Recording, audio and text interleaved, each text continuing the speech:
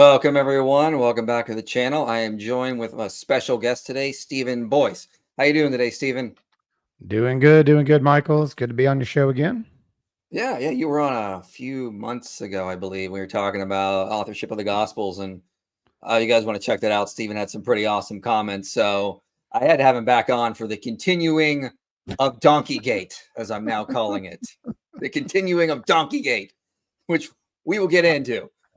But first, I just have two quick announcements here I want to cover. As you can see, the bookshelf is complete. And now I regret buying so many ebooks the past few years because I can't even fill it all up. So looks pretty awesome. I'm happy with it.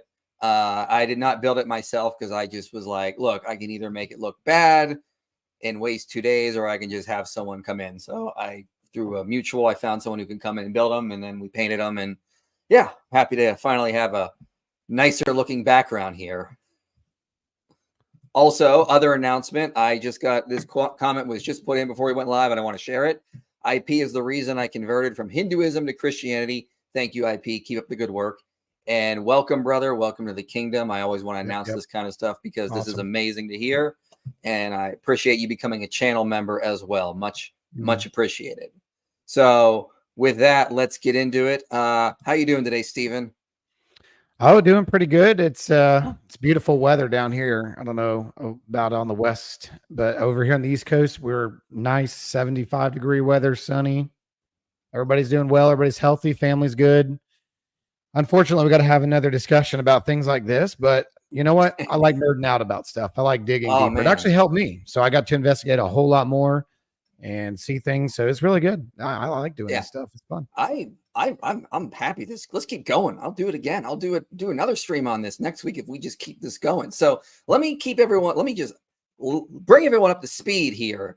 And let me just put my screen up here. Okay, I made a lot of slides for today, so we're going to be going deep into Davies and Allison's commentary a little bit here. But this is what this is all about.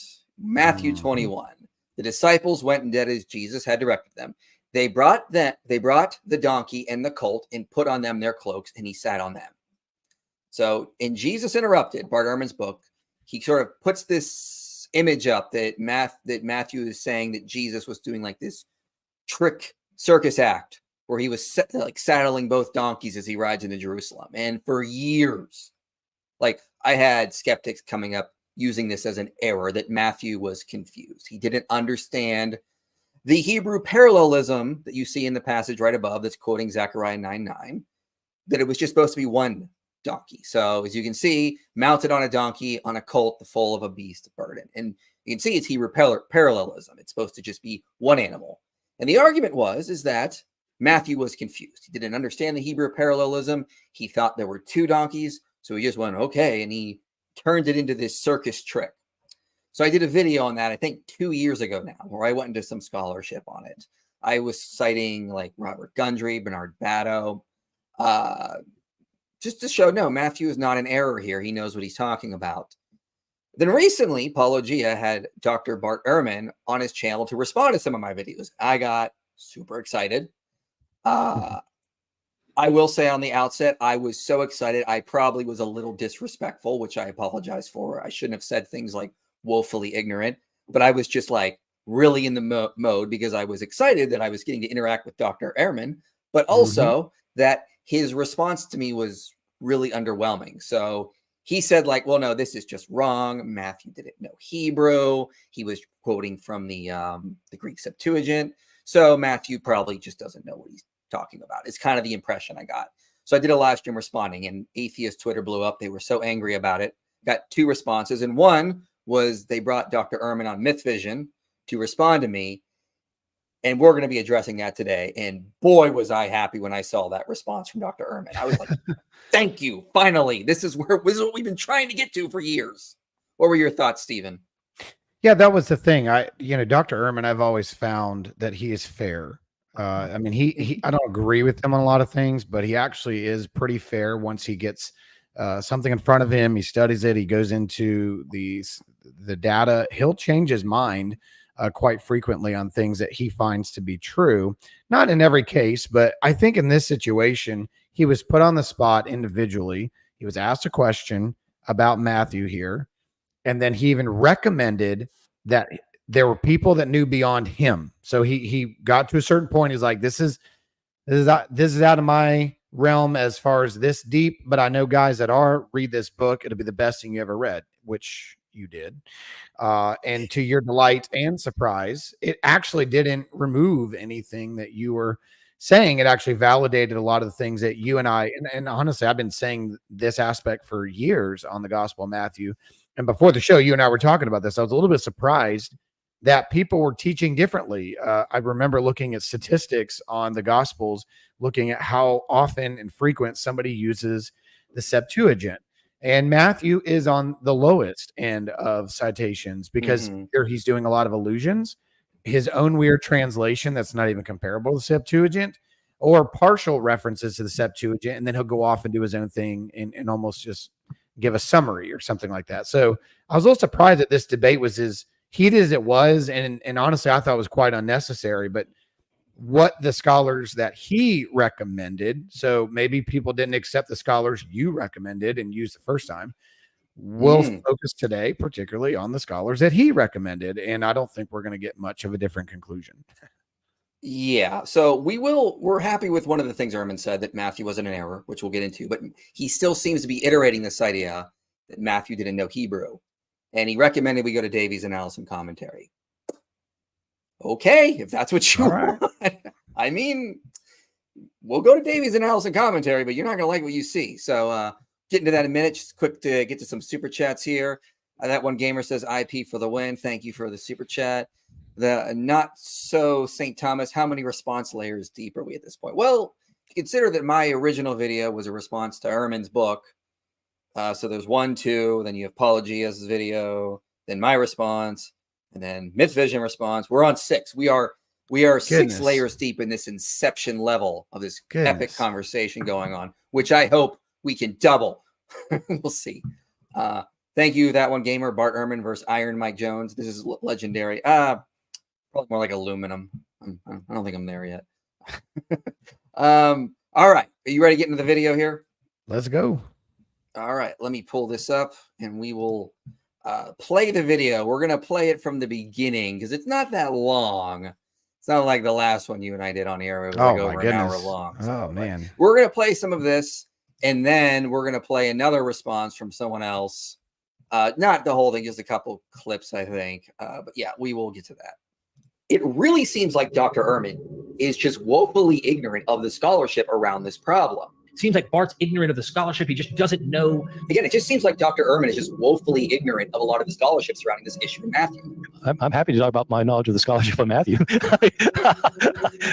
No, that's just false. And I can just, you don't take my word for it. Let me just pull up some actual scholars here. Again, Dr. Ehrman, it just seems very much unaware of a lot of the scholarship around this issue. Whoa, what? How? It just seems like Dr. Ehrman is actually quite ignorant of a lot of the scholarship around this, which I was actually surprised when I saw his response in this. He just didn't seem aware of it. He just said, well, I got this from a Catholic scholar, which is kind of strange. Sounds like he doesn't want to know about scholarship. Sounds like he thinks he knows about scholarship. But if you want scholarship on Matthew, read the commentary that Dale Allison wrote with W.D. Davies. You're right, Bart. If you insist, we're going to read the commentary. Just to be clear, yeah, I admit I was a little rude. I was overexcited, a little overzealous. My bad. But when I said ignorant, I didn't mean stupid. I just meant unaware. I understand that term can be used both ways. I'll try not to use it anymore because in my brain, ignorance just has always meant unaware, and I understand some people don't see it that way. So I'm going to try to use that a little less because I don't want people to get the wrong idea. So there's the commentary. But yeah, you're right, Bart. He doesn't want to look at serious scholarship on this issue. Okay, I want to stop it there really quick. I don't like. I cited so much. Like Stephen Carlson is not serious scholarship. And again, the only three things I'm contesting here is 1, Matthew didn't make an error.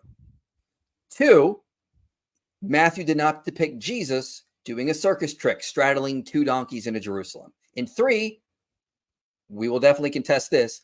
I'm going to argue that Matthew did know Hebrew, and I can be quite confident in saying that because the scholars I'm going to cite are very confident in saying that. So that's the one thing I'm saying here. So Just wanted to address that really quickly. Anything, Stephen, you want to add before we Yeah, go I on? just, I don't like, and I appreciate you saying that you're going to be more careful with your words moving forward on things. I like, as far as the term ignorant, I don't like the ad hom, and I don't like the call out like, well, you just don't know scholarship, or you. It's like everybody. Can we just talk about the substance? Can we talk about the actual data, the scholarship that is out there, and stop acting like there's only one opinion on these scholar perspectives? There are multiple opinions that are vast out there. There's ideas that are commonly being brought out that we haven't thought of before. It's nice. So I do think that we should just focus on this. I think enough of the, it's time for people to do this or do that, or just start making it personal. Let's just focus on the substance here. It's the best way to go. Yeah. Thank you for the apology. How you doing, Derek? By the way, Allison said on the phone that he did think the author probably knew both Greek and Hebrew and Aramaic.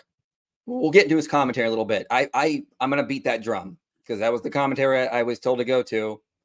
I'm going to beat that drum. I got so many quotes from that because it's on my shelf right there, as you can see. See the red books? You can see them. That's the commentary. So, all right, let's keep going with this. Let's move on.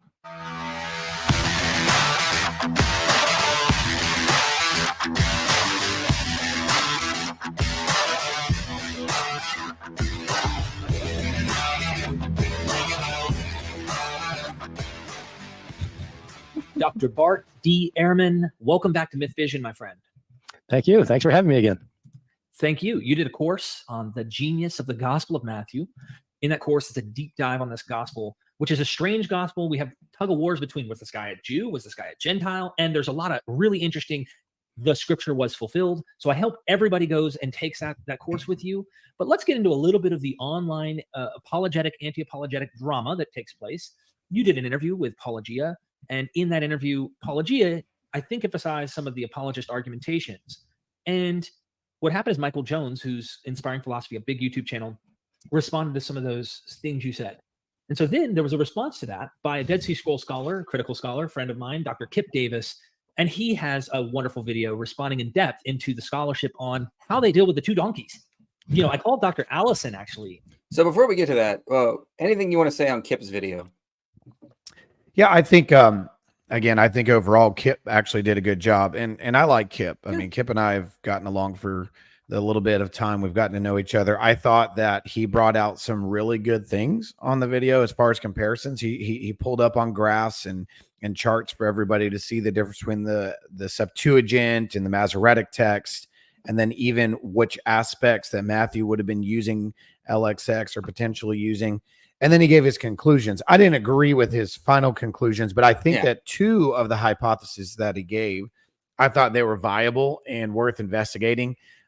He actually, I think at one point, one of the options of I can't remember which scholar you showed, he actually said he would agree, or that was a good argument, or that was actually viable. It was a Carlson's. Yeah, I think it was. Yeah, I believe so. So he was good with one of those. So, I mean, he was fair on that. I just, again, I don't like necessarily the titles and, time to start doing this and that. But overall, I don't think he said anything that was wrong. He really just spent a lot of time talking about why there was a possibility of Matthew using this or not using this.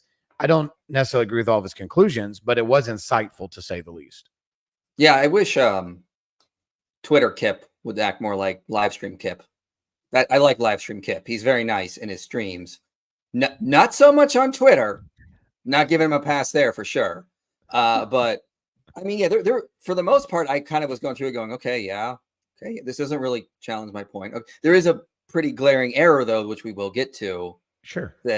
I mean, we'll get to that later though. But yeah, I mean, it didn't, and I will defend Bato's position later in this. But yeah, I don't think that it was that much of an issue for me. But yeah. All right, let's move on.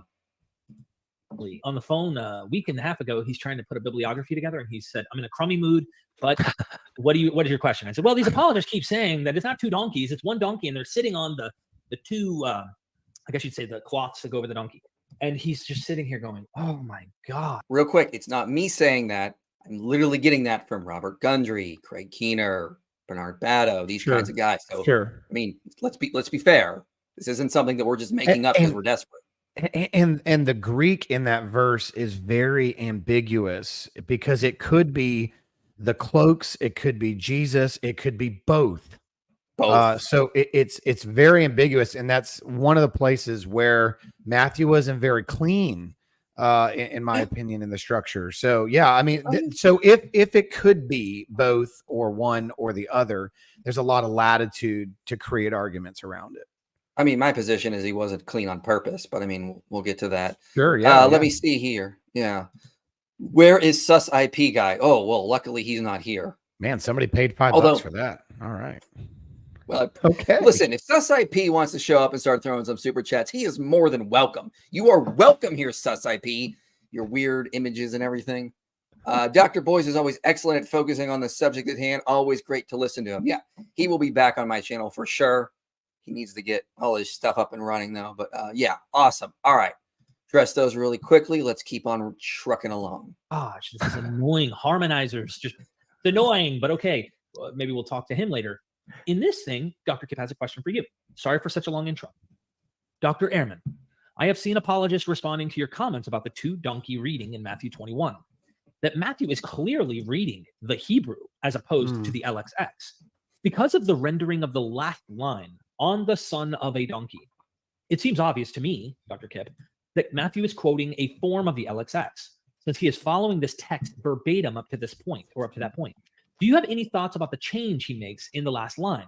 The simplest explanation seems to me that he is probably using a different, more literal recension of the Greek, but it is of primary importance for Matthew to have Jesus sitting on two animals. Thank you so much for your work in public spaces. Foreshadowing. We will address that in depth. So is our audience supposed to understand what this all means? this is complicated stuff. Okay. So it is. It really maybe is. I should just kind of explain what the situation is here briefly. Is that okay? In case if somebody doesn't know. So in the gospel, Jesus rides into Jerusalem to fulfill a prophecy of scripture. And the prophecy of scripture is about how basically how the Savior will come riding into Jerusalem on a donkey. And it's a quotation that is from Zechariah that says that the text in Zechariah is in poetic form, and it's written in Hebrew, of course, because the Old Testament's in Hebrew. And in Hebrew poetry, the way they do their poetry in Hebrew is not by rhyming words. The way you learned in third grade about how to write a poem with rhyming words. They rhyme ideas. And so a couplet, a two-liner in Hebrew, the first line and the second line will correspond in some ways. And so, for example, a synonymous parallelism is the first line will say something and the second line will say the same thing using different words. An obedient child is a pleasure to his parents, and the boy who does what his father says creates happiness. It's like you got these two lines that basically saying the same thing, but they use different words to say it. But sometimes it'll be like it'll be the flip side of the coin. It'd be an antithetical parallelism. The thoughtful child is a pleasure to his mother, and the one who is thoughtless is a pain to his father. Something like that. Like saying just the opposites. Okay, so you have various ways of doing these parallelisms. And in this passage in Zechariah, when it talks about this person riding on a donkey, it says that he'll come in, he'll be riding on a donkey on the coal, the foal of an ass. Right. Okay, so it's the same. It's a synonymous parallelism. And so in Mark, for example, Jesus secures a donkey. His disciples secure a donkey, and he rides into Jerusalem on a donkey. In Matthew, it's been long noted that what happens is Matthew actually quotes the verse on a donkey on the foal of an ass, and that Jesus, and they spread out their garments and stuff, and Jesus rides into town, but he has them get two animals. They don't get one animal, they get two animals, and they spread their cloaks on, and it looks like he straddles them and rides into town on two animals. So just make sure everyone up to speed. Maybe I'll try to add some clarification here. Again, when you look at the prophecy in Zechariah, it's Hebrew parallelism. The first line is then repeated in the second line in different wording, basically, to get the same meaning.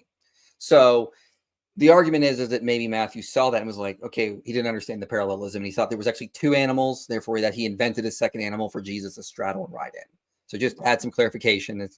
If that helps at all with what Dr. Ehrman is actually explaining quite well. And he used a good illustration, which is almost proverbial. So the Proverbs are full of the synonymous parallelism. So are a lot of the Psalms. But there are times like in this where the prophets also use the same exact technique. Yeah. Oh, yeah. And there's one I use often. I believe it's like Numbers 23 or 24 to show that you know, the divine name is also El because it's in a synonymous parallelism. Correct. Yeah. All right. Correct. All right, let's keep trucking along. And so, whoa, what? How? And so the deal is there have been scholars, including one of the finest critical scholars of the New Testament, John Meyer, who taught New Testament at Notre Dame, who wrote a very prominent, very important commentary on the Gospel of Matthew from a historical critical point of view, who argued that what Matthew's doing is he's trying to show that Jesus literally fulfilled the prophecy, because it speaks of a donkey and the colt of an ass, and so Jesus literally rides in on both of them. Right. And John Meyer used that to claim that the author of Matthew may not have been Jewish. Because if he had been Jewish, he would have understood Hebrew parallelism. And it looks like he's taking this literally when it's a literary device. And so he hasn't convinced a lot of people about that, but it is pretty clear that Jesus rides in on two animals. And so when you say LXX, you're referring to the Septuagint, as your audience almost certainly knows. But the Septuagint, the question is Matthew quoting the Septuagint and doesn't understand the Hebrew parallelism or not? And some people are saying that, well, some people are, no, he's got to be following the Hebrew here. And some people are saying, no, he's following the Greek here. And to me, I'm trying to get my mind about why that would matter. I mean, either way, he appears to ride in on two animals. They get two animals, and he rides in on two animals. And that's the problem, because it's just kind of funny. I mean, it's interesting. Kind of a weird scene. And it looks like Matthew goes. It's interesting that Dr. Ehrman actually doesn't share his opinion at this point as to whether or not he is using the Septuagint or the Hebrew. And one of the things that Kip pointed out in his video on the response to this is how often it actually works with the Septuagint, which is actually true up to a certain point, and the absence of the line where it talks about victorious, the king coming in both in righteousness and victorious. So Matthew leaves out that aspect of the line altogether. He just mentions the meekness of the king coming in, and then skips over the line, which I think is intentional. I think, and we'll get to that, I'm sure, as we get through this. I think he intentionally does not use righteous and victorious in that regard to the fullest way that we see it in the Hebrew. So there's a little bit of difference between the Hebrew and the Septuagint and Matthew as you look at all three side by side. And then he changes, and this is where I disagree with Kip, because he changes completely from the Septuagint on the last line, which would be the Hebrew parallelism, including using different names, which I'm sure we'll get into that as well. But I'm a little surprised actually at this point, and I actually agree with Ehrman that some of this, and this is the way I took his statement, and I hope I'm not misrepresenting him, that he thinks that is unnecessary to even get into. Whether he used the LXX or the Hebrew, it really doesn't matter. I actually agree with him here. I think it matters, but it doesn't matter as much as this has been turned into a big debate across the aisles here. See, I think it really does matter. And it's for the same reason that like Charlene McAfee Moss brought up or Robert Gundry brought up, because basic argument is, one, if Matthew knew Hebrew, and the whole idea that, real quick, the whole idea that Matthew is constantly using the Septuagint is not a problem for the fact that he knew Hebrew, because Craig Keener notes in his commentary, it's a common theme you see in Matthew. He blends the reading of the Septuagint with his own translation from the Hebrew. He does that often. He'll follow the Septuagint until he doesn't agree, and then he translates more literally from the Hebrew there. So we'll get to plenty of examples. Yeah, and let me clarify, when I say it doesn't matter, I what I mean by that is it doesn't matter to the extent where we're sitting here having debates whether he knew Greek or Hebrew. It's clear he knew both. So therefore, whether he was using Septuagint, doing his own translation, or following some other variant that's in the Septuagint that we don't have anymore, that aspect does not matter. It does matter, I agree with you, in relation to, is his knowledge of the language available in both? Absolutely. I think he knew Hebrew, Aramaic, and Greek, and I think we have multiple illustrations of that. But it doesn't matter in relation of when it comes to, can we say this guy knew Hebrew or not? No, it doesn't. This passage doesn't dictate that. This one single passage. So I just want to clarify, this one single passage does not matter when it comes to making the argument yes or no to his knowledge of the Hebrew, because we have the whole rest of the book to look at in addition to this. Oh yeah, and we will, for sure. Just have a quick announcement here. I have some great news, everyone. Sus IP is here. So for all of you wondering where he's been, there he is. My dark evil twin from a parallel universe, which I will one day destroy in an epic battle when our universes collide. All right, let's move on. He goes out of his way throughout his gospel to show that Jesus literally fulfilled scripture. Starting in the birth narratives. I deal with this a lot in my course, starting in the birth narratives, that Matthew wants to show he really fulfilled scripture. And in this case, it's kind of like he takes it a step too far. So if people want to argue, is Matthew quoting the Hebrew or is he quoting the Greek?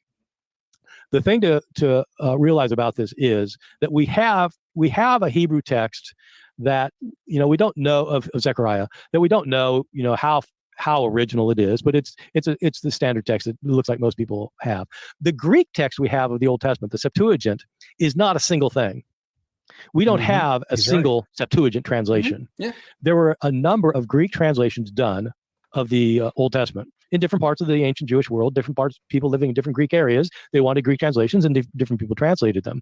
And so there's no guarantee that the Greek translation that we have printed today in like modern times, the Greek Old Testament, is exactly the one that Matthew would have had. Mm-hmm. Yeah, I think that's a fair point. However, Carlson does respond to that. And this is where I'm going to start getting into some slides here, just to reiterate this point here. His point is, there's different recensions of the Septuagint. And by the way, Origen, the church father of Alexandria, he actually, in his hexaplats and things like that, he actually shows the different recensions of Greek, particularly in Job or in the Psalms. So there, he is right. There are multiple. There's not like a standard LXX. There is a eclectic LXX that most people are using, just to those that may not know. But there are a lot of variations within that eclecticism as well. Just like in the New Testament, we have different readings in the New Testament, whether you're talking about more Byzantine type readings or something that's more of a Coptic background or something that's influenced more in the Latin and the Western. So, I mean, we do have different recensions in the LXX, and what we have of the LXX when you read it today is more of an eclectic work. Yeah.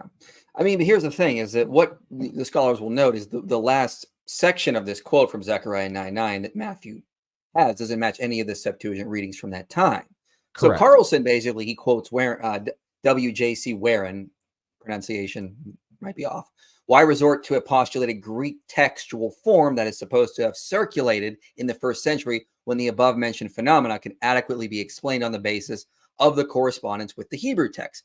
Even, and then he ends the quote and says, even if Matthew had access to some no longer attested Greek translation, his use of the translation more literal than the Septuagint against his own preference reflects a concern for the Hebrew form of the text. Accordingly, Matthew's concern for a literal rendering of the Hebrew signals an interpretive attitude towards the Hebrew text where its every word is signified.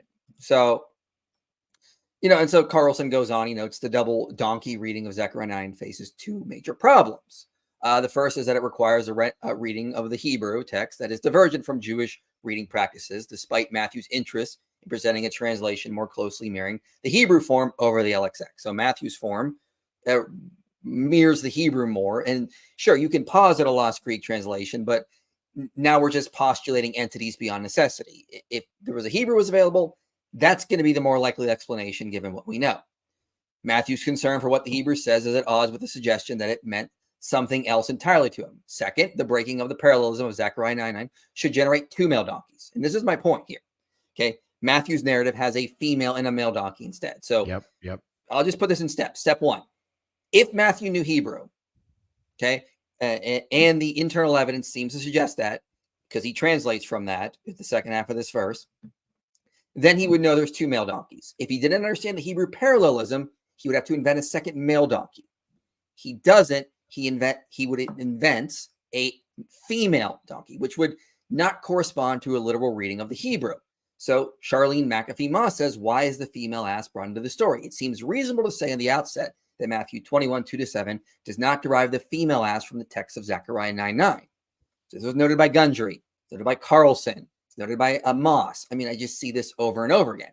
And so the argument thus far has been, well, Matthew didn't know Hebrew, and you just can't derive that from just looking at this passage. Fair enough. No one's making that argument. Craig Keener lists numerous places Matthew displays knowledge of Hebrew. In Matthew 1, he says Matthew uses the descending form of genealogy dominant in Hebrew scriptures as opposed to the ascending form dominant in Hellenistic sources.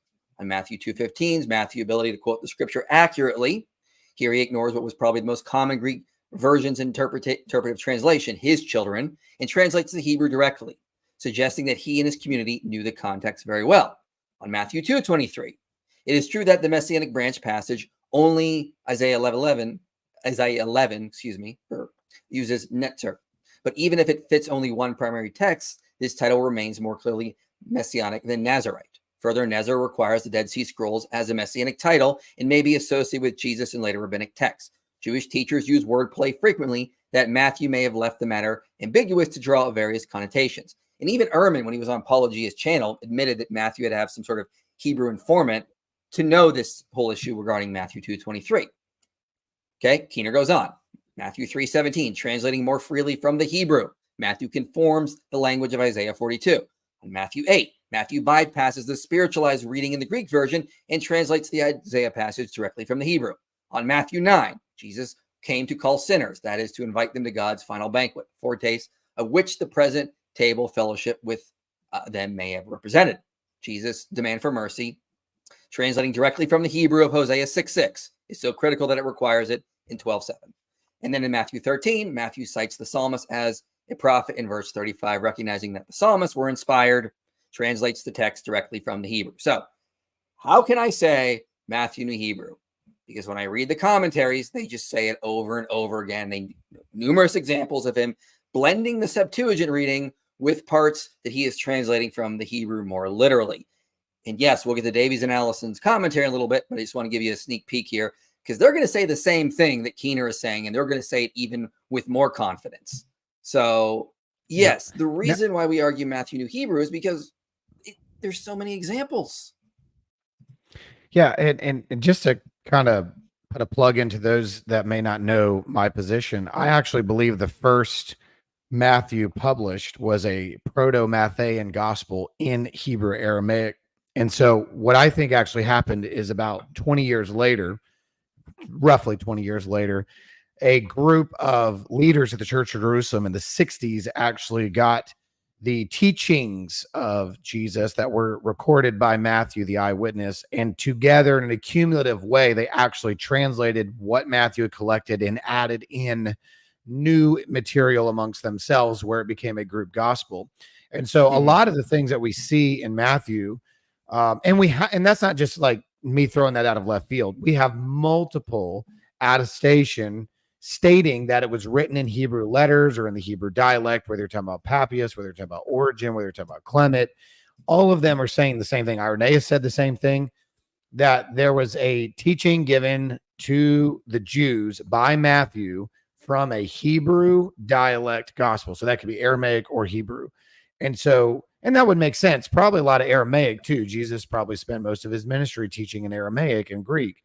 And so I think that we're going to find this anyway. We're going to find the very thing, what you just said. If you have editors in Jerusalem who are sitting down in the apostolic group and they have the teachings of Jesus and they're trying to get the gospel to go to the Greek churches beyond just the Jewish churches, you have to start doing translation work, which means you have to make decisions because there's going to be places, if you're taking it to Greek, the church of the Greeks had an Old Testament.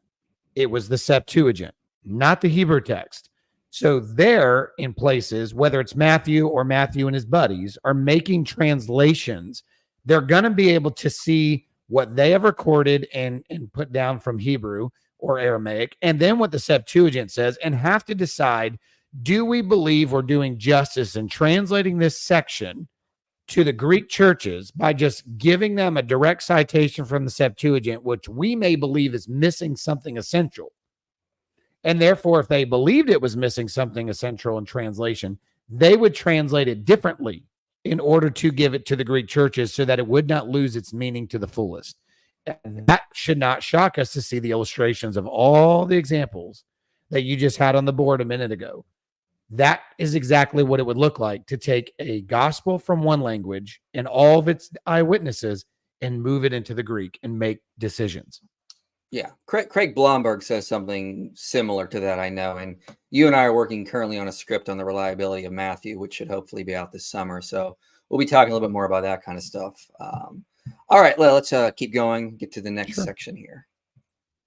And so it was Professor Kipp, I think, who was saying this. Is that right? He's saying, look, it's word for word with our Septuagint until this last few words. He said you can't get word for word agreements if it's coming out of a translation from Hebrew. He's obviously reading it in the Greek. Otherwise, he wouldn't agree word for word with the Septuagint. But if you have the last couple of words different, it's probably just a different version of the Greek that he has, which would make perfect sense. And going deeper, I like what let me just comment on that. The thing is, we have other recensions and stuff throughout the whole entire Old Testament from Greek with variants and stuff. It to me is an argument of silence when you don't have those readings.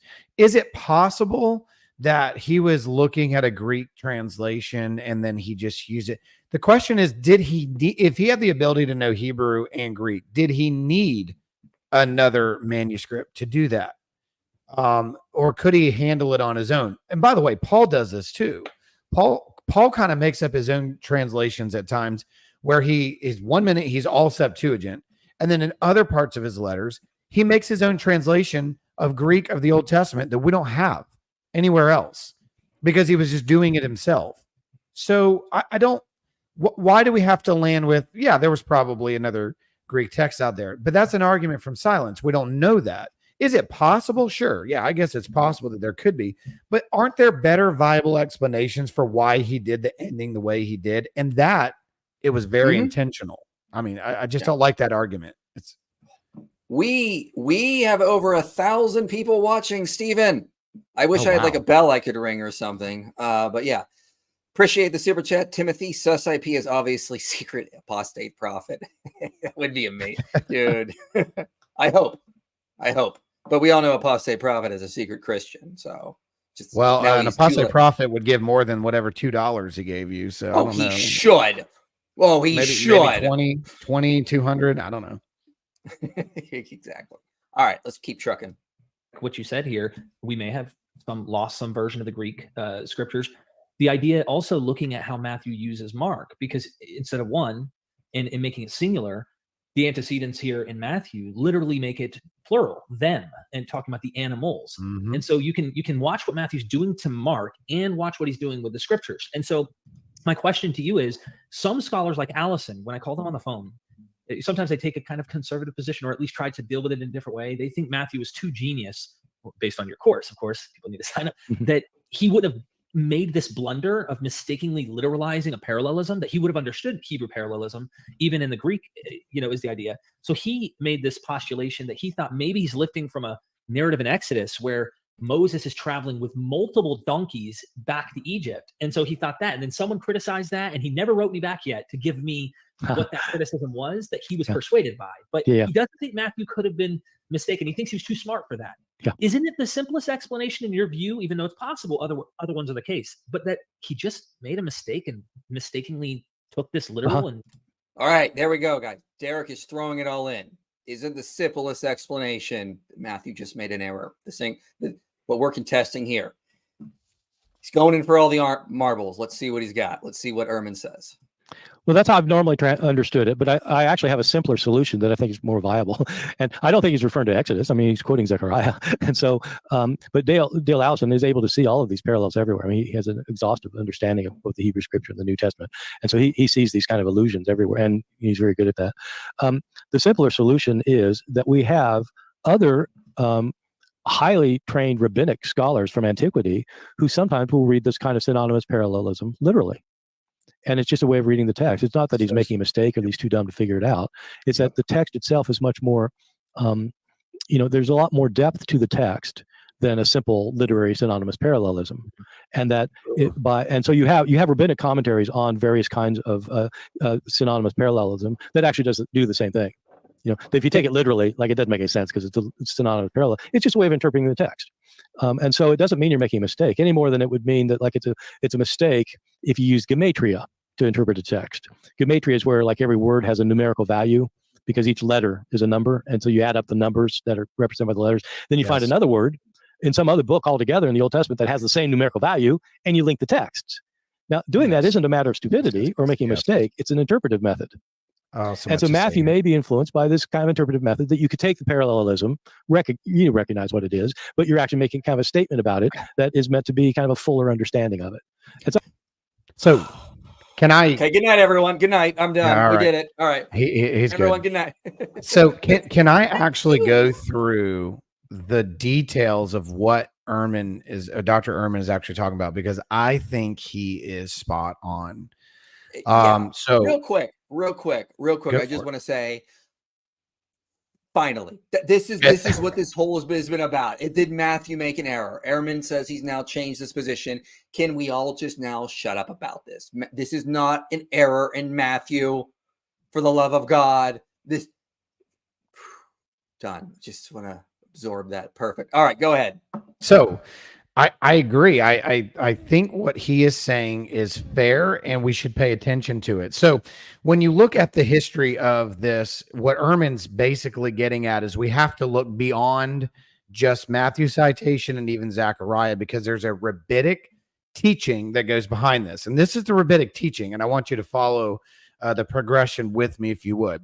Let's start back in Genesis 49. When you go back to Genesis 49, verse 11, you actually start finding this prophecy statement that the Jews and the rabbis had taught as messianic from the beginning, that the scepter would not leave Judah, but that the prosperity would be so great in Judah's line of its leader, its king that would come, that he could take the foal of a donkey, its colt, and tie it to the choice vines, because there was going to be so much prosperity and growth and vineyards that he could put his donkey on anything that he wanted.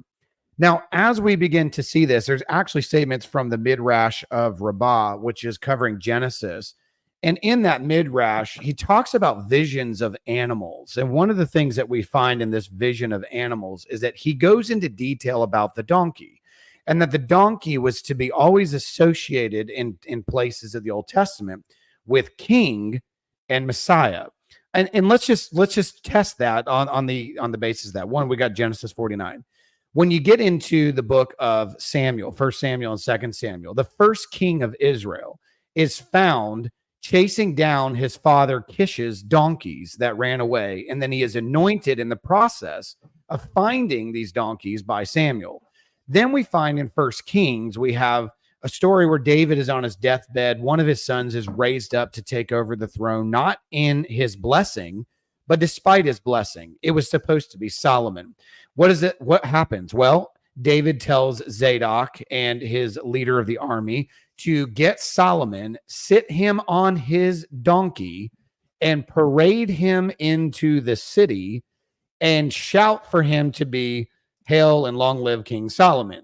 So when you look at the progression here, you have Zechariah who comes in and says to the city of Jerusalem and to Zion for its daughter to rejoice and to celebrate. Why? Because the king is coming in riding on a donkey. Now, let me come back to that and fast forward a little bit after Zechariah. You have the Maccabean Wars.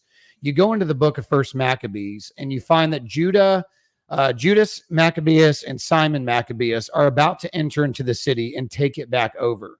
They ask for peaceable passage. We're not given it. One day they take the city back. As a result, Simon Maccabeus wants to put his brother and parade him in a triumphal entry into the city of Jerusalem. What do all these things have in common? You have Judah, who's the father of the Davidic line and through the 12 tribes. His region was given the city that became Jerusalem. You have the first king, the major king of the Davidic line through David and Solomon, parading a donkey through Jerusalem. You have the Maccabeans even recognizing the significance of the prophecy of Zechariah that you should celebrate your kingly figure who wins the battles on an animal by going through the city of Jerusalem. So let's back up from that back to Zechariah. It's interesting to me that Zechariah to me, there's a parallel here to Genesis 49. In fact, the Midrash of Rabbah says this. When he talks about the varying animals, he includes the donkey as a royal Messiah's animal, for it says of him, lowly and riding on a donkey, Zechariah 9:9. And if one saw a choice vine, let him expect the Messiah, as it is written, binding the foal of the vine and his donkey's colt to a choice vine. That's Genesis 49. The rabbinic teaching here refuses to separate Genesis 49, and Zechariah 9. So what it's saying is Zechariah is actually saying the consummation of this idea of king, donkey, Jerusalem is going to come to a fulfillment. That's where Zechariah is. It's going to happen. He's going to come like this, and you need to celebrate. What Matthew is doing is he's trying to convince his audience that the rabbinic Messiah that has always been taught from Genesis progressed through the story of David and his mule, putting on his own son on that mule and parading him, and coming all the way to the time of Zechariah, even the Maccabees thinking that they had a similar event by taking over the city. You have Matthew now trying to convince the Jews, and he's one of the 4 gospels that tells the story that goes out of his way to convince you that this is the finality of Zechariah. Now, it's interesting that Matthew does not say the phrase, "it is written." He doesn't say that. He says this is to fulfill the prophet, which if you think about a fulfillment prophecies, and this is what Dr. Ehrman was alluding to, has progression. So if we say the fulfillment is this high in a cup, Genesis puts the first ounce of water into the cup. And then we see directs of it based on the rabbinical teaching. We see it particularly, and by the way, Allison alludes to these stories of the Maccabees. He alludes to the story of David and Solomon and Saul. So now you see these kings associated with donkeys. You're filling it up. You're filling it up. Zechariah comes in and says, we're almost at fulfillment. Get ready. It's coming.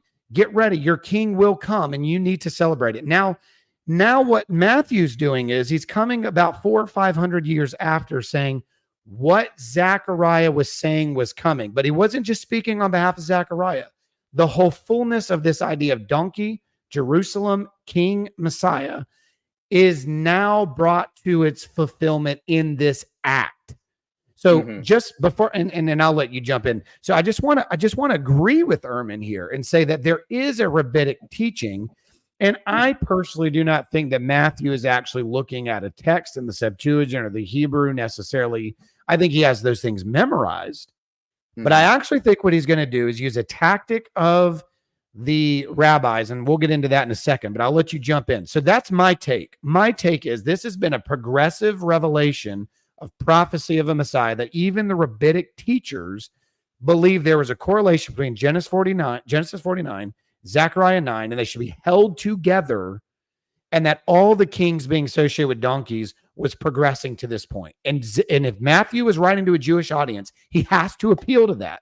Whereas Luke writing to a Greek audience, John writing from Ephesus, and Mark writing from Rome doesn't have the burden of proof necessary to teach his audience that. Matthew's writing to Jews that are converted out of Judaism, as we're told, then he has a lot to prove here that the others writing to Greeks and Gentiles do not.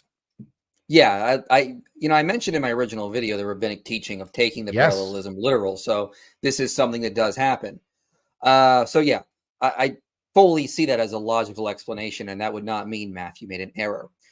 Just to get to some super chats here. Someone said earlier, how do you have 1,000 people watching? I only see 500. Well, I'm streaming on Twitter and Facebook as well. Collection, it's all about 1,100 now. So we got a lot on Twitter, surprisingly. It's pretty awesome. Come over to YouTube. You guys can put in a super chat just so you guys know. Memes for Jesus, the legendary page is here, everybody. The legendary Memes for Jesus page. How do you say atheism is cringe in Hebrew? Stephen? I have no idea what the word cringe would be in Hebrew. I don't even know if there's maybe there's a term that's similar, but I mean, I don't think they use slang the way we do today. Yeah. Ehrman says Thomas with Jesus' twin brother. Have you heard this argument before, and how would you deal with it? As it's a polemic against the virgin birth. I don't remember Ehrman saying that. I could be wrong though. I think he said that it was the belief early on. You definitely see that, I believe, in the Syriac church early on. There's just no evidence for it in the first century sources. Is what I don't know if that's his position though. I don't think that's Ehrman's position. Could be wrong. No, I've listened to a lot of his lectures and various interviews. I don't think it's his position. All right, with that, let me put the video back up so we can move on a little bit more here. I want to get to more of this because I want to get to the Davies and Allison's commentary for sure. So let's get moving on. And so I'm kind of inclined for that these days, instead of just saying, well, Matthew didn't know what he was talking about. But either way, it sure makes it kind of a funny scene, and it isn't. It isn't. You're right. It isn't what you get in Mark, which was Matthew's source. Oh, by the way, there are scenarios that have been posed as ideas that in the Oriental world, they would actually have a smaller animal beside the larger animal, and they would side saddle it with their feet propped up on the other animal. I don't think that's viable here, because Jesus is not a part of the Oriental side of things, but it would be a funny scene. But it's not like we can't sit there and say, oh, that would be the funniest thing ever. There are actually scenarios where that's plausible in the Oriental world, where they put a taller and a shorter animal. And in this case, it would work if you have the mother and then a younger colt that's never been ridden, where, he's sitting one position over and then feet on the other. I don't think that's the case. Just hear me. I don't think that's the case, but it is funny, but it's not also impossible at the same time. Yeah, it's not the idea to be straddling to, like, trying to do this circus trick thing. So, and again, that's the main thing we're contesting here. Matthew didn't make an error. He didn't put this picture. There's something more, as Ehrman would say, a genius going on here. So, internet atheists, let's stop using this as a supposed error. My sense is with somebody like Matthew, who really is bright. I mean, in my course, I talk about like some things, you just wouldn't notice stuff unless you look really, really closely, unless somebody tells you that Matthew's got in there. And usually it shows some kind of cleverness of mind and not stupidity. And so my rule of thumb is, if somebody seems pretty smart and they say something you don't understand, it might be because, they're smarter than you rather than they're dumber than you. There's an idea. I do want to say I went to bat. There we go. This is the interview I'm going to send to people from now on when they try to say that Matthew was an error. I'm just going to, all right, you know what? Just watch this. Here, even Ehrman is now not saying this anymore. Can we please stop? Please stop. Thank you. But this is where he's a fair scholar, because he has done the work to teach a class on Matthew, which means he's had to get into the text very in depth. As a result of getting the text this depth, he has actually grown in admiration for the writer of the Gospel of Matthew. It has heightened his respect for him. And his conclusion here, I think, is viable. And that is, this man may be so smart that the rest of us aren't smart enough to catch up to him. When critics are saying he's so dumb, he doesn't even know Hebrew parallelism, and he's creating some circus act on two donkeys. It's like, really, like, how is he in the rest of the book? And so Ehrman's making the argument for the man's tendency in the rest of the book. He's like, there's places where you got to scratch your head. And you got to, I got to think about that. That's deep.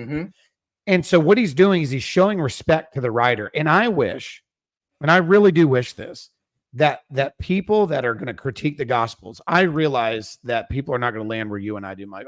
I realize that. But be honest about these kinds of things. Just do what Dr. Ehrman did here, and just be honest and say, this is brilliance at times. And maybe we're not brilliant enough to understand their brilliance. And not only that, let me add to what Dr. Ehrman said. We are so far removed from their culture and their understanding of Jewish scriptures and rabbinical teachings. We're so far removed that we have to give latitude that our American eyes, and I'll never forget this, and we'll move on. I read a book years ago when I was doing my undergrad called Through Jewish Eyes, and it was written by a Jew who's trying to help Gentiles see the New Testament and Old Testament better, to lose your American vision on things, or your Western world vision on things, and to see it the way a Jew would have seen it, whether you like it or not, understand it or not, or could ever understand it. Just understand the writers were not looking through your eyes. They were looking through Jewish eyes. And it was one of the biggest impactful books, a little small one, I have ever read when it came to how should I approach the New Testament, Old Testament scriptures written by Jews. Right.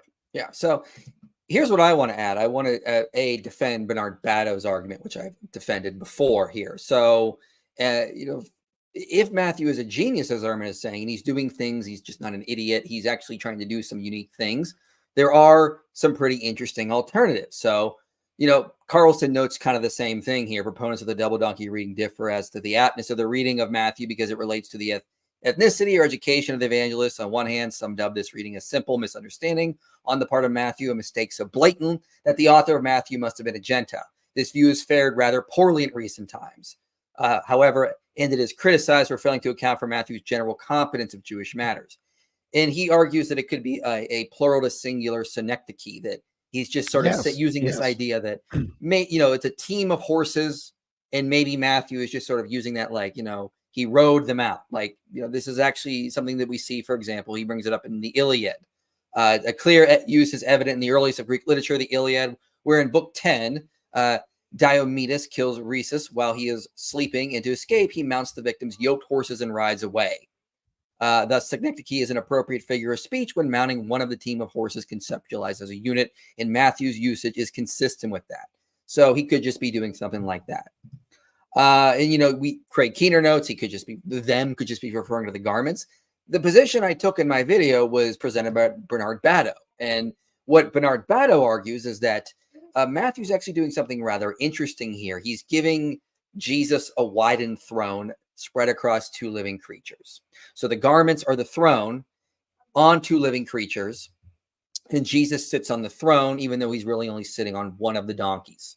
So, and the reason Bernardo Batto makes this argument is because this is actually a theme in the Hebrew scriptures, which comes from the ancient Near East.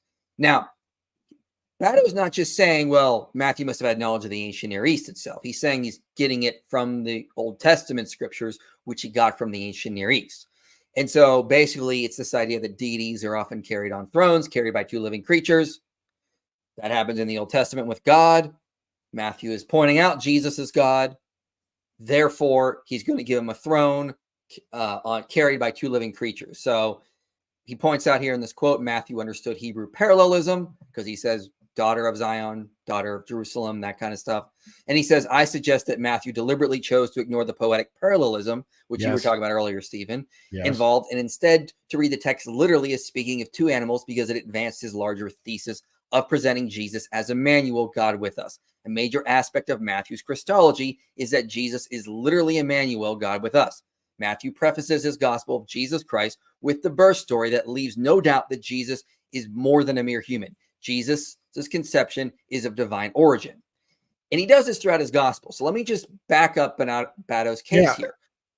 So go add something before I go on. So Mythvision actually asked a good question that I think would tie back into this. I think it's at the 6-minute 57 mark. About why, if he knew Hebrew, did he do this? And if you don't mind, I'd like to insert one of my hypotheses as to why, if we can do that. It was around 6 minutes, 57 seconds. Derek asked a question. I think it's a good question, by the way, and I appreciate Derek and his question on this. But so when you're talking about this is a thought, Derek, that I am entertaining and I'm actually good with. And one of the things that I noted is that in the earlier section with Rabbi Hillel started this idea, and he was talking with another rabbi. We actually have record of this when they were disputing the book of Ecclesiastes, chapter 1, verse 15. And in that dispute, there was a synonymous parallel line. And there's also another one in the book of Malachi that he and this rabbi were in a discussion about. And they came to this conclusion that there was this strong teaching that God is not redundant. The Holy Scriptures of God breathed would not have created one meaning out of two lines. Every line is important. Every jot and tittle is important. So therefore, it would never be seen as one. And so Rabbi Hillel, being one of the most famous rabbis, teaching in the city of Jerusalem and Judea and its areas. And so this is the thing that I'm entertaining, Derek, that most of the population would have been illiterate or mostly illiterate at that point. So where do they rely on for their Old Testament scriptures? They either go to synagogue to hear public reading, or they go into the streets and follow a rabbi who is teaching and expounding upon these teachings and these scriptures. Now, if there is a push by the rabbis, specifically one of the most famous, right before Jesus is on the scene in Rabbi Hillel, and he is teaching, and we even have evidence of his disciples who are under him, teaching that every line in Old Testament Torah and prophets should be considered its own unique prophecy and meaning. If that is the case, then when you get to passages like Zechariah chapter 9 and you have synonymous parallelism, they should not be taken as one. They should be taken as two. Now that ties back into Matthew. if Matthew is writing a gospel to converted Jews out of Judaism who have heard their whole entire rabbinic teaching lives, that the prophecy of Messiah in the donkey was to be not interpreted like the Septuagint tried to do, or even the Qumran. So this is interesting. Qumran communities use the Hebrew parallelism. So did the translators in Alexandria that translated the Septuagint. So they have the idea that, yes, there is a literary work here to be done. The rabbis, on the other hand, said, not so fast. There's some rabbis like Hillel who said this is actually instrumental to seeing two separate things, not one. And so what he does is he actually goes through, and if he has an audience that is Jewish from that area, influenced by Hillel and other rabbis, what would be the thing for him to do here? If the main point is to show that Jesus is the Donkey King Messiah, not Donkey Kong, Donkey King Messiah, and he actually fulfills the Genesis 49, the 1 Kings 1, the 1 Samuel, the Zechariah 9, and he was the real king, not the Maccabean brothers, the real king to come into the city and do that. For him to start teaching it, different from the audience's knowledge of the donkeys, and to not actually make them separate, there is the possibility that he starts a rival debate against one of the ancient favorite teachers of Israel, that is Rabbi Hillel. And what that would do is create a strain for his audience at this point, where the strain of the audience would have to say, wait a minute, is Matthew disagreeing with Rabbi Hillel? What does that do? It creates a distraction for his audience where they're not going to even hear him out for the fulfillment if he is actually opposing one of the leading rabbis of their time along with his disciples. So to me, could it be, and I'm saying it is, could it be that Matthew is actually refusing to start a secondary debate over the donkeys when the fulfillment is not about the donkeys, but the king that rides them? That was the point of Genesis 49. That was the point of 1 Kings. That was the point of Zechariah, is that Jerusalem and Zion should rejoice because of their king, not for the donkeys, for the king. And if Matthew were to actually do what Luke did, Mark did, and John did, John just conflated the parallelism into one giant line. John takes the parallelism of the passage and actually just makes it one smooth transitional line. Well, he can do that. He's writing to philosophical Greeks in Ephesus. Mark's writing to people in Rome. You have Luke writing to the Eastern churches. Matthew has a harder task to convince Jews that Jesus was the Messiah than the others trying to convince Greeks that Jesus was the Jewish Messiah. And he has to be ever so carefully when creating secondary debates with rivaled interpretations within the rabbinic teachings, that he would cause more distraction than actual point, because his point is to show Jesus fulfilled this prophecy. To rival Hillel's possible teaching and his disciples and students is actually to create a distraction that moves away from the main point. By the way, we find Matthew doing this also not just here. In Matthew 27, when Jesus is on the cross, we have the Psalm 69 passage about giving him gall and vinegar. You go to Mark doesn't look at it as separate prophecies. It once again does the same thing that it does here in this passage. One giant line. Matthew wants you to see those two synonymous parallelism statements about the gall and the vinegar as separate. And what he does is he actually gives you two scenes. They give him the gall on the cross first. Then if you go down, I think it's around verse 48, 49, he is given the vinegar. Why is Matthew separating the psalmist in the parallel? Again, he's separating them as two separate things, whereas Mark makes them one. This isn't the only place in Matthew 21 where Matthew is doing this. I always say this. I said, Matthew had double vision. He tells us to two maniacs of Gadara when everybody else says there's one. He tells us there's two blind men, one of them being Bartimaeus. The others say there's one. There's two donkeys, and it seems to be two instead of one. So there is something about him with dual vision.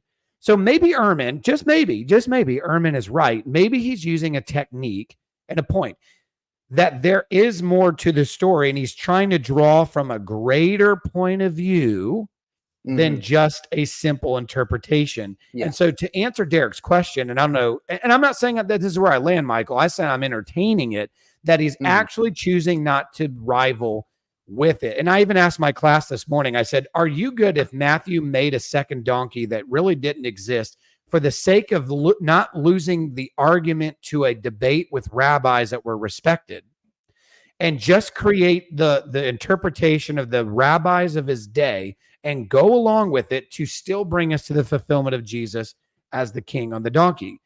See, I'm not saying that's the case, but I'm also starting to lean with the idea, Michael, that, you know what, if Matthew was just doing that to avoid unnecessary debate to still make the same point, I think I can live with that. I'm not saying it's the fact, but yeah, my point is it's worth entertaining as a hypothesis. And I don't know what Derek thinks about that, but that is something I'm entertaining. Yeah, I mean, I would say that could be consistent with what Mike Licona says in his book, Why There Are Differences in the Gospels, because that's a literary device. But to add to what you were saying about this being him fulfilling the king coming into Jerusalem, Matthew can also use this double donkey thing to teach a general theme we see in his gospel, which is a high Christology. Yes. And so, as I said, Bernard Batto uses this as an argument that we see in the Hebrew scriptures. Again, he doesn't have to have extensive knowledge of the ancient Near East. He just have the knowledge of the Hebrew scriptures, where God is often presented on a throne carried by living creatures. So Matthew has Jesus on a throne of garments, which Robert Gundry brought up, Batto brings it up, on a throne of living creatures. And we see this high Christology throughout. Michael Patrick Barber's recent book notes that the double vocative Lord, Lord is applied to Jesus in the Sermon on the Mount. As Jason Staples has shown, this expression always represents an allusion to the Tetragrammaton in the Septuagint. In places where the Hebrew has Adonai, divine name, the Septuagint has Lord, Lord. So Matthew directly has Jesus in Matthew 7:21 calling himself Lord, Lord. We also see a scene in Matthew 14 stands out. Jesus exercises a unique prerogative of God, namely walking on water. Other aspects of the story also suggest Jesus being placed in a position usually assumed by God. You can see the parallelism is what he's doing here in Matthew 14 with what we see in Psalm 16 of the Septuagint. Now, Davies and Allison also note, later on in Matthew, Jesus will again display supernatural prescience. So just as Jesus is like God in that he has the power to forgive sins, so he is like God in that he knows what people think in their hearts. Notice one of the passages that Davies and Allison bring up where he has this divine knowledge. Chapter 21, verses 2-3. And we go there and we see Jesus has this divine knowledge. Go into the village in front of you, and immediately you will find a donkey tied and a colt with her. Untie them and bring them to me. If anyone says anything to you, you shall say the Lord needs them. We will see it, and we will send them at once. So notice right in there, you have the expression Lord tied with a divine attribute of God, having this divine knowledge. Then Matthew follows it up with this whole double donkey thing. So by the way, I think that context. section there, sorry, by the way, that section there, I think is supposed to bring his readers' minds to Genesis 49, not specifically Zechariah yet. Again, it's an accumulation. It's accumulation prophecy. Go ahead. Right. And so, but we see this idea, this constant reoccurring theme in Matthew that Jesus is divine. He is God. Yes. And even Davies and Allison note he's got a high Christology in their commentary. They say it's higher than Mark. I don't necessarily agree with that. I think Mark is just more subtle, but you definitely see this theme repeated over and over again. Jesus is God with us. Okay. Not that he's God's divine name, not that he's God's divine agent. He is God with us. So Batto's argument ties right in to the context, the immediate context, the surrounding context. And of course, it's not the only one who made it. Robert Gundry put forward a similar argument. So I just want to bring that up. This is not something that was just sort of like unsupported, that Batto didn't actually provide. There's a lot of good support from other scholarship that supports what Batto was arguing when he points out that this is a way of Matthew to point that Jesus is God with us. All right, I'm gonna get to some super chats and then we're gonna dive in because I want to get to the last part of that video. Thank you, Daniel. He says, you told me to come here and put a super chat. So there. Well, appreciate it, Daniel. Much appreciated. Yes, I'm your evil twin. Mwahaha. But you said you will destroy my universe. No, I said to destroy you, buddy. That's it. I'm calling back up. Remember, you started the IP verse. He gave you more money this time. It's still not enough. He still needs to go up to about 20 now. Here's my tithe for answering my questions. I don't want to skip the line as if someone's special. Love you all. Appreciate it, Derek. Much appreciated. And of course, now we have the Doctor Strange IP variant saying, hi IP to the hi IP, welcome to the IP verse. Did you threaten sus IP? He started it, sir. I don't want to hear that nonsense. What's going on? I don't even know anymore, man. This is going to get out of control, and people are going to show up to my lives in like 2 months and be like, what is this, like these inside jokes, which are like layers deep? I don't even know what's going on anymore. So, all right, let's play this last section of the video, and then I'm going to bring up Davies and Allison commentary. In Kip's live stream chat where he discussed this, when he played Michael's video, when you initially responded on Paulogia's channel, you just gave your 2 cents. Yeah. Like Kip fired your 2 cents off the side, and Michael Yeah. kind of went, Bart, seems like Bart's ignorant of the scholarship. He just doesn't know. And I'm thinking, he's not writing like a dissertation or a publication. This is an interview online where you're just saying, here's the deal. It looks like he's got a Greek Old Testament. He it was like a quick thing, and it became a 2.5-hour stream where he thought, you don't know what you're talking about. And I would say that's fair. It was off the cuff. And again, I said I did overreact a little bit, but at the same time, I mean, again, anytime I read a book on this or a commentary, they're just saying over and over again, Matthew knew Hebrew. And so it's like, I was just taken aback. I'm like, wait, what? Like, really? Like, so it was really just shocking to me is what I would say. I think he quoted probably some more conservative scholars who help him think Hebrew and then how that's relevant. And Well, quoted, I know he quoted Tim I'd be happy. McGrew. I'm happy to talk about my knowledge of the scholarship of Matthew. As you know, I mean, I've studied Matthew for 40 years, so and scholarship on Matthew for 40 years. So, if you want scholarship, I'll tell you, if you want scholarship on Matthew, if he's serious that he wants to know about, it sounds like he doesn't want to know about scholarship. It sounds like he thinks he knows about scholarship. But if you want scholarship on, read the commentary that Dale Allison wrote with W.D. Davies, three volumes, really dense. I mean, it is hardcore scholarship. It's not this kind of simple, sounds like you might have a copy here behind you. It is, there you go.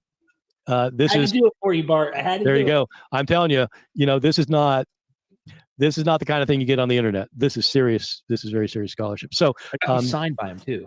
okay, right, very good. Yeah, no, it's there.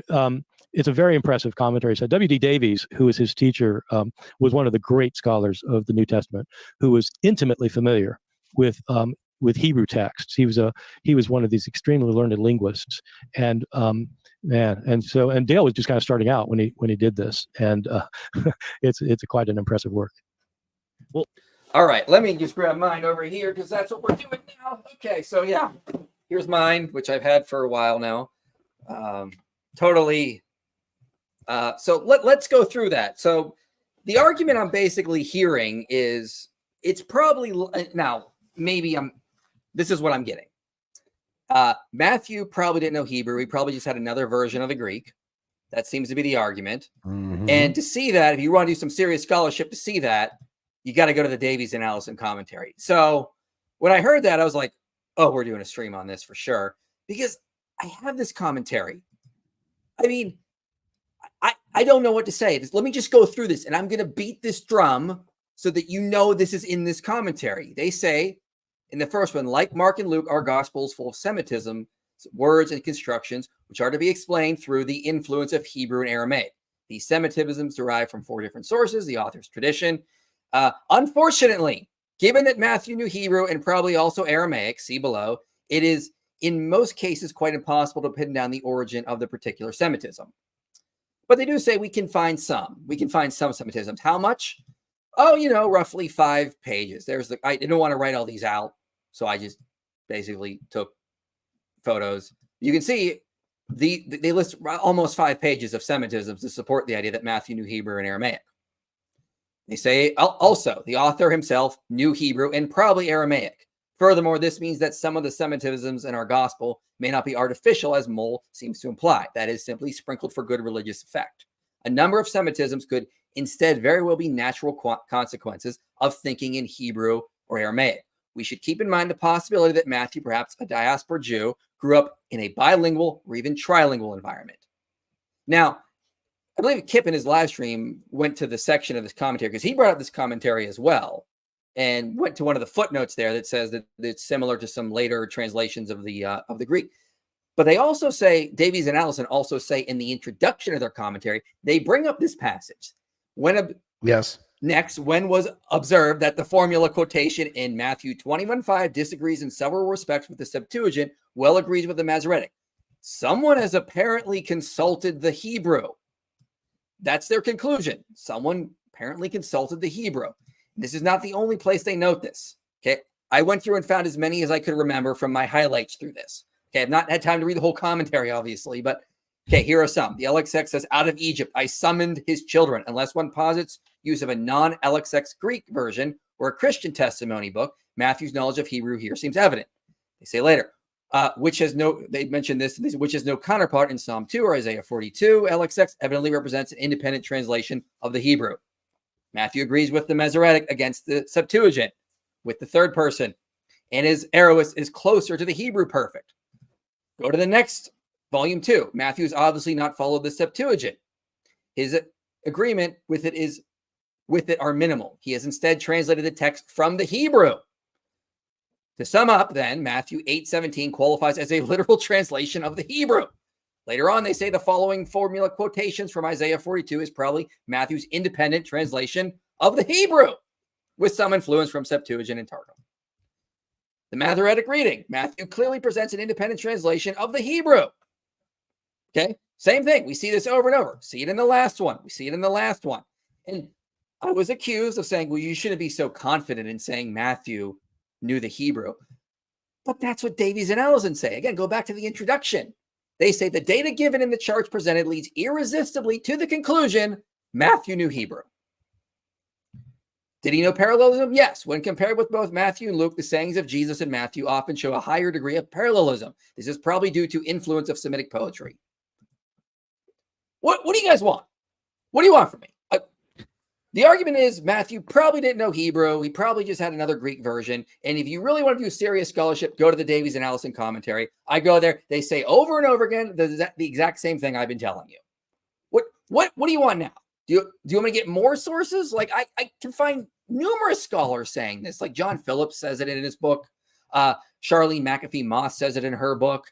Claire Rothschild says it in her book. I mean, like I don't know at what point I can say that, yes, Ehrman is just probably wrong here to say that Matthew probably didn't know Hebrew. If I'm going to the very commentary he recommended me to go to, when am I allowed to disagree with Ehrman and when am I not allowed to? I don't know what more you want. IP, do serious scholarship. Don't just say wild things that like Matthew knew Hebrew. Go read the Davies and Allison commentary as Ehrman said. Okay, I did it. It says the same thing. What do you guys want from me? What now? What am I supposed to do?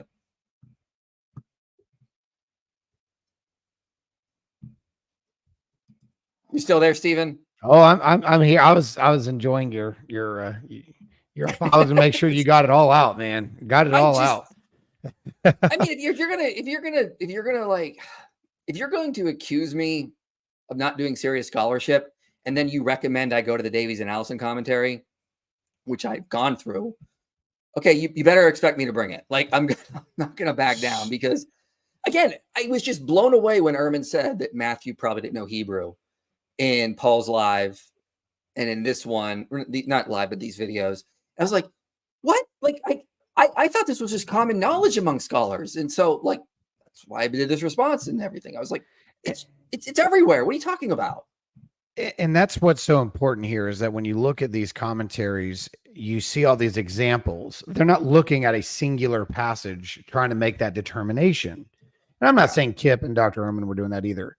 I'm just saying that when you look at, and I asked Kip point blank, like, do you think Matthew knew Hebrew? He said from basically he'd need to study it out even further, but he didn't think that he did. And okay, that's his position right now. He did leave the door open that he would look into it further.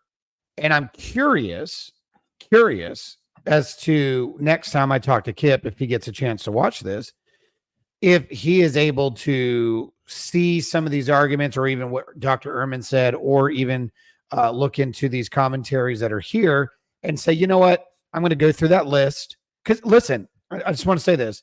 Kip is phenomenal at Hebrew. You know, and my Hebrew, I had to go mostly into Greek for the longest time. We had to do enough Hebrew to get by and be dangerous. And you had a choice at one point. You either stay in the Old Testament studies or New Testament. And I went new. So most everything was Septuagint, New Testament. So I have a lot of respect for Kip's Hebrew knowledge. But I wonder if he, as a Hebrew scholar who studies the Dead Sea Scrolls, would go through the list that you had pulled up. I know you just took pictures of your book. There was probably, 5-6 pages? There was just under 5 pages of Semitisms, and I wrote out some other quotes in there. And again, I didn't get to them all. Sure. But I would imagine Kip has access to those as well. It sounds like he does. So I wonder if he goes through those, if he would agree with these commentators, not you, but the commentators, which ultimately would agree with you. But within that, there's something that was said in the you were reading, I can't remember which section it was, where it also includes the idea that Matthew is influenced by the Targums. Yeah. Not just, and this is what I'm saying, the polemics, the Targums, whether you're talking about the teachings, the LXX variants. Again, this is an easy position for me, Michael, because I hold to the position that there was an early published Matthew, not the full Matthew we have. It would have been a smaller. No, I just to add, yeah, I kind of, as you know, we were working on the script together. I kind of agree, because I think if Q existed, I think that's Matthew's list of Hebrew sayings. And so, but again, speculative, I don't know. I don't think there needs to be a Q if there is a Hebrew Matthew. And that's if there was a Hebrew collection of sayings. And it's interesting that Papias of Hierapolis actually says that the Matthew that was there was a sayings, logia. So if he had a sayings gospel, like say Sermon on the Mount, the Lord's Prayer, whether you're looking at the Olivet Discourse. And by the way, I actually, just a little plug here, I did a whole episode on the Epistle of James and why I think that James is actually utilizing an earlier Proto-Matthean text, because he seems to unpack in the first 4 chapters the very identity and heartbeat of the Sermon on the Mount. And then he goes into this apocalyptic thing in chapter 5 following the Olivet Discourse. So it actually, in my opinion, James is actually following and patterning himself after, again, writing to scattered Jews, that he is patterning Matthew's gospel collection of Jesus's teachings. Why? Because they were used to rabbinical teachings, and Jesus was perceived as a rabbi. And therefore, his Sermon on the Mount would have been an instrumental, massive, world-changing event for him to have taught those same things. And then in the Sermon in the Valley, he retaught those things again and again and again. So therefore, I would say it's a big deal that Matthew would use oral traditional teachings of the rabbis and Jesus as the forefront for writing his gospel in Hebrew Aramaic, because Jesus probably delivered them in Aramaic. And then he had a choice when his gospel was being compiled to be a complete gospel, to be spread across the entire Greek world of churches. It would have required him, and I have a theory as who else was there with him. And I've done entire episodes on those. When you look at those that would have been with Matthew translating this over, they would have had to make decisions. Matthew 21 is one of those places, I believe, Michael, that he would have had to make a decision on the donkeys. I think he knew what the Septuagint had. I think he knew what the Hebrew had, because he doesn't fully follow the Hebrew all the way either. He changes some things too, but he also had the rabbinic teaching of it. And his audience, if you had to go, all right, does Matthew's audience have more knowledge of the Septuagint? No, they're Jews. And their knowledge of the Septuagint would have been limited, and most of them were illiterate. Then you have, on the other hand, the Hebrew. Now, they would have heard that. They would have heard it recited, or they would have heard it in Aramaic. They would have heard it read in synagogues. But more importantly, they would have heard their rabbis in the streets teaching that to them. So his audience is going to be mostly influenced by rabbinical teachings. And what does he do? Demonstrate Jesus as a rabbi teacher. But more than that, like you said, divine. So here is a rabbi teacher, and here are the rabbi teachers that his audience is accustomed to. And the only thing I think he's trying to harmonize, Michael, is rabbinical teachings between Jesus and the rabbis of his day, and showing that what the rabbis always taught of Jesus over here, Jesus fulfilled in his teachings and miracles in life here. And the only harmonization I think he's trying to do there, he's clearly not trying to harmonize with Mark. He goes against Mark on this. So so what is he harmonizing? That's the real question. I think he is harmonizing rabbinical traditions. Well, again, you mentioned Kip, and like there is one thing I want to respond to in his stream, which I'll pull up here in a minute. Someone said Dr. Kip Davis was talking a lot about you in recent months. Yeah, he sure was. Will you respond? I'm not a Christian, but I found him and his friends to be really childish and rude. Yeah, Twitter Kip, not live stream Kip. And that I think that's why I just eventually blocked him. People kept sending me screenshots of comments, and I was just like, I'm not going to deal with this guy anymore. I'm done with it. So yeah, probably not. I'm just going to move on. I got so many other things to get to. I have one rule. If you don't show respect, I'm not going to share a platform with you. And so, yeah. But this was good for us though, too. I mean, this was good for us because I can't speak for you, Michael. It challenged me to go, okay, I need to look at this from every angle, not one. I enjoyed it. I had fun revisiting a lot of this and diving into these commentators who had different opinions and hearing the whole matter. And honestly, it shaped my mind a little bit. And I told you, and like I was telling Derek in the chat, like I am starting to lean with the idea that maybe there was one donkey, and he just, for the sake of argument and not willing to lose his audience's credibility, went with it. But there's also the other part of me that says he probably did his own translation at the end because he disagreed with the Septuagint, and there was only there was two donkeys, and maybe the others were only emphasizing the one Jesus physically actually rode on. Maybe they rotated on the journey donkeys. I mean, there's a lot of other explanations than Matthew got it wrong. He was just wrong. Yeah. There's so many other viable explanations than just he got it wrong. So I do want to address this from Kip's live stream, because this was one of his arguments against Bernard Batto's explanation, which I tend to lean to most of all. And kind of an issue here. So let's just play it out, and then let's respond. Eliminates this second stiko. Now, before we move on, you'll remember I mentioned, Michael brought up that quote from the article by Bernard Batto about how we know Matthew understands Hebrew parallelism because for these first two stikos, instead of preserving the parallel, he's just summarizing both of them in a single statement. That's how we know he understands the Hebrew parallelism. Well, I am not convinced by that, and here's why. Look at this first stiko. Rejoice greatly, daughter of Zion.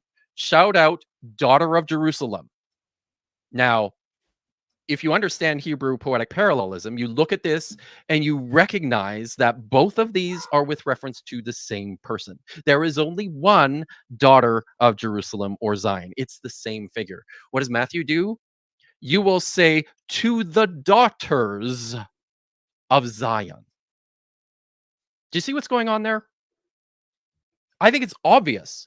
And this suggests to me maybe Matthew doesn't understand, or at least doesn't care about Hebrew parallelism, because he has combined the pairs in a way that suggests he thinks there's two daughters here. Do you see? Okay, here is the problem. And I saw this the other day, and I was actually listening to this on my phone, and I pulled it up and I looked at it and going, now, again, not an expert on Greek, but I looked at that ending under the Matthew column, and I went, Thugatry. That's not plural in Greek. It's singular. I know enough. So I looked at it, then I looked at it again, then I looked at concordance, then I looked at it again, and then I finally just messaged you and go, I think Kip made a pretty big error here. That's not plural in Greek. That's singular. Yeah. So his argument against Batto, where Batto argues Matthew understood Hebrew parallelism, is just flat out wrong, because in the Greek, it's singular, daughter. So I was just sort of blown away by that. And I was like, now, here's the thing I want to say about this. I don't think Kip is stupid. No. I think Kip has knowledge of Greek. I think he's intelligent. I think he made a simple human error here. It underpins his whole argument against Batto here, but it's a simple human error everyone makes. However, given the kind of things he said about me on Twitter, I know if I would have made this error, there would be live streams. Oh, this is why you can't trust IP. These apologists, they don't know what they're talking about. Blah, blah, endlessly. I think the charitable thing here with Kip is just to say, honest mistake. It happens. Like, we're all human here. Let's not beat him up over this, and no one should. So, like, and also, I probably wouldn't have brought this up. I was actually waiting to see if Kip was going to have like a correction under the live stream or in a comment saying correction, not plural there, but I didn't see it. So I wanted to make sure it was on the record that this is That's not actually in Matthew 21. So this isn't a good argument against Batto. Yeah, and I messaged Kip about this for sure, and he definitely said, "Yep, big old error. Should have stuck it to my notes or something like something along those lines." Honest response. Yeah, and I appreciate that. And we all make mistakes. I mean, there's probably, if we went back and looked at the script of what we said today, I'm sure we were talking fast or saying something that we misspoke on. It happens. This goes back to what I said at the very beginning of the program. Why do this? Like, let's just say, I don't know what Kip was thinking right here, but that's definitely not in the plural. I don't know why he's saying daughters. Now, he made an argument of Matthew not knowing Hebrew from it, so it has greater ramifications. Because what you're saying is it's evidence that is no Hebrew because of this going from singular to plural when he actually didn't. And again, there's a lot happening there that just doesn't make sense in the passage. He leaves a line out. He changes the whole ending. So that's why I don't believe we can be dogmatic about a single position here. And that's one thing Kip actually said at the end of his video that I agree with. We can't be fully dogmatic on every bit of this. We need to make viable arguments. Now, he posed a few of them. I think we've added a few more today that need to be taken into consideration. And I don't think we have to land with Matthew made a mistake. What do we get? 4 total today? 4 or 5? Yeah. Just on our end, that doesn't equal a mistake.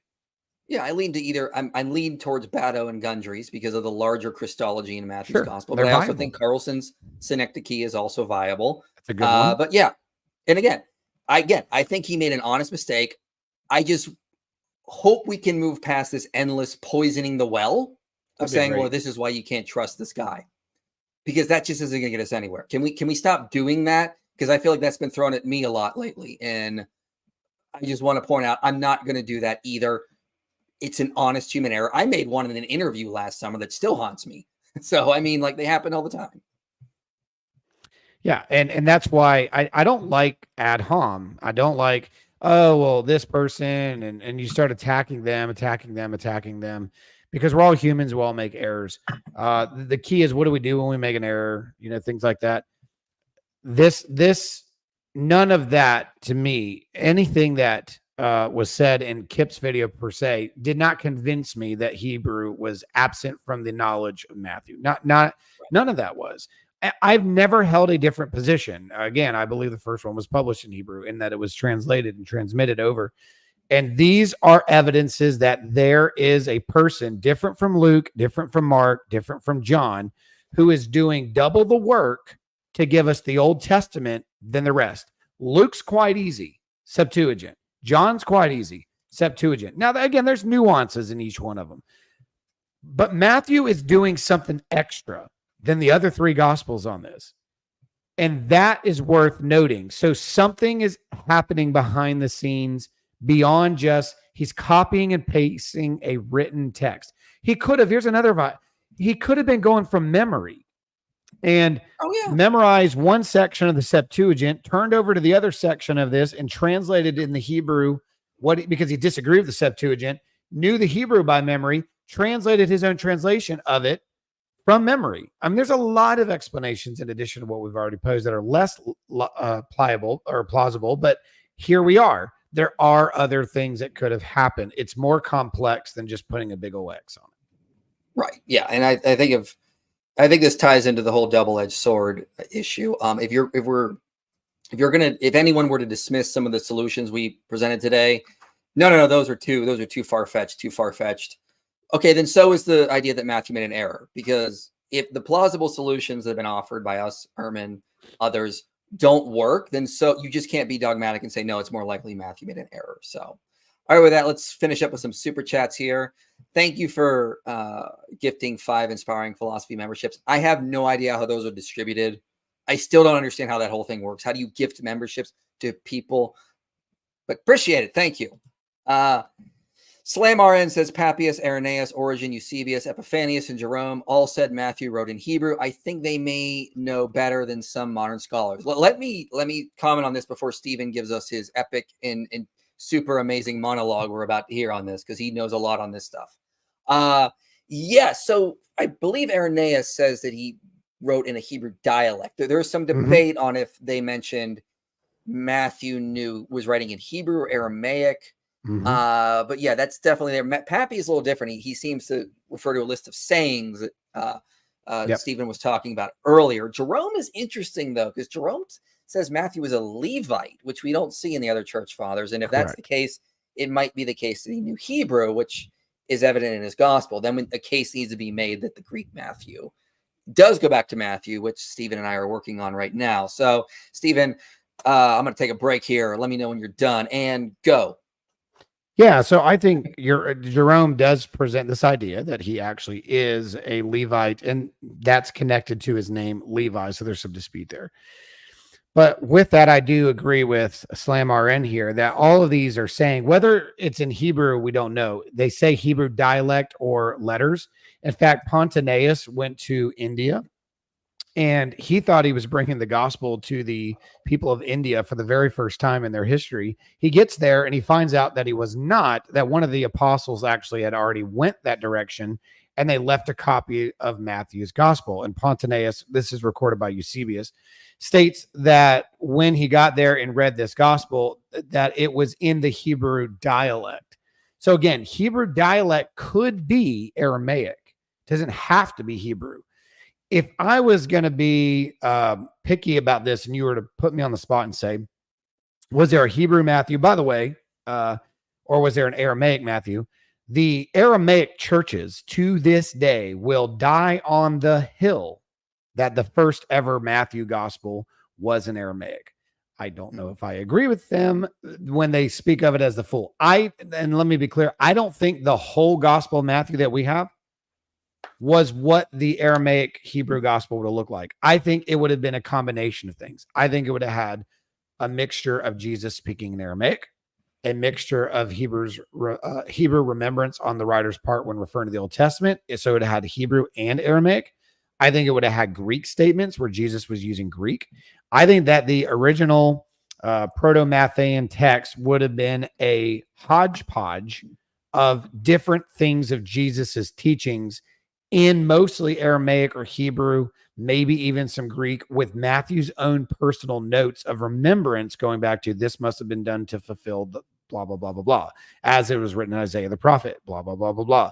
I don't think the gospel was meant to be a full narrative in its original form. I think it was meant to be a sayings gospel that was used for the churches. And again, one of the evidences I use of this is that James, writing to the scattered Jews, seems to only follow a pattern of Jesus's life teachings through sermon teaching forms. Sermon on the Mount, Olivet Discourse. He follows the same pattern that Jesus did in our Matthew. And we see how often, when you look at the early patristics, which gospel do they quote the most? A lot of times it was Matthew. And what were they quoting? A lot of the teachings. Sermon on the Mount, one of the most instrumental. The Lord's Prayer. We see it in the end of the first century in the Didache. And when we look at the Didache, it teaches us the Lord's Prayer and how to use it. Sayings of Jesus on how to do things through baptism, certain kinds of prayers. This is what it was done. I think that's what the original form of Matthew would have looked like. It was edited later by those in Jerusalem that brought it together. And if you read Papias very carefully, he says that Matthew collected sayings in the Hebrew dialect that others interpreted as best as they could. And the word interpreted there could mean translated. And I do think that's what it means. I think that others translated it later. And if you've listened to my episodes or have read my blogs on this, I demonstrate four historical statements in the in the church fathers that show that there were individuals assigned to the Gospel of Matthew in one shape or another that were a part of actually doing translation work. One of them was Barnabas, one of them was James, one of them was John. So there were others that were already being alleged. In fact, it is stated that when Barnabas was buried, he was buried under a tree, a carob tree, and that he had his own copy of the Gospel of Matthew that he pinned on his chest when he was buried. So again, we can't say dogmatically that's the case, but why is it that other church fathers are telling us that there was a translating process and they assigned different names to who was involved? So to me, I do think it was translated later, and I think that is a good point. We got to find that grave. We got to find that grave. Yes. Real quick, before I need to put this back up on the screen because I just forgot. I realized something. If you look up on Ehrman's shelf, he's got a copy of the Odyssey. He's got the same copy I do on his top shelf. Cool. Book twinsies. Just wanted to point that out. Let me get to the next one here. Not that this is on topic, but Stephen, do you happen to have any thoughts on the reception of Matthew in non-Christian Jewish communities? Non-Christian communities. So again, I think what was going on, how did most Christians and non-Christians in the Jewish sect of the world, how did they get most of their teachings? It would have been oral. So I don't think that they would have had as much hands-on with the physical copied text, whether the Proto-Matthean or the final cut of Matthew. What they would have known would have been what was heard and taught by the Christians, either in public teaching, in the synagogues, excuse me, or on the side of the streets. So I don't think necessarily that they would have been sitting there reading copies. Remember, it is very expensive to get a copy of Matthew, even if it's just a sayings gospel at that point, with just a few parables and some. See, papyri is very hard to get, very expensive. Most church members, even if they weren't illiterate, had to learn the scripture by memorization. Folks, this is why they met daily from house to house around the apostles' doctrine, breaking bread, because they did not actually have copies of the word of God or copies of the gospels the way that we can just have multiple. It was very expensive, and it could have been very dangerous because Judaizers were not very happy with Christianity because it was a threat to the way they were worshiping in the temple. So there was a lot of reasons why they wouldn't have. So what I think the non-Christian communities would have known of the Christian teachings would have been what they themselves actually heard from Jesus when he was still alive amongst them, or what his disciples and their followers were teaching publicly in the streets. And what would those have probably been? A lot of the teaching parts of Matthew's gospel, a lot of parables, a lot of blessed are these people versus these people. So I think the non-Jewish communities would have been more familiar with the oral traditions of the apostles and Jesus than anything written. Mm-hmm. Random currently watching get gifted memberships. That's what I thought. I thought if people gift the memberships, it just goes to random people, which is crazy. Because what if it's like a detractor that gets one? Whatever. It's just kind of a weird system YouTube came up with. But yeah, appreciate it. Great discussion, y'all. Gotta go. Well, that's what we're about to do too. We're gonna go. Anything else you want to say, Stephen, about the stream today? No. But if folks want to check out a lot of the stuff that I do, it's on a podcast called Facts. We're pretty new on YouTube, just in the last few months doing our episodes there, but we've been on Spotify, Apple, and all that for a long time. Probably about 2.5 years now. And Facts is a acronym: Fathers, Apocryphal, Canon, Text, and Scripture.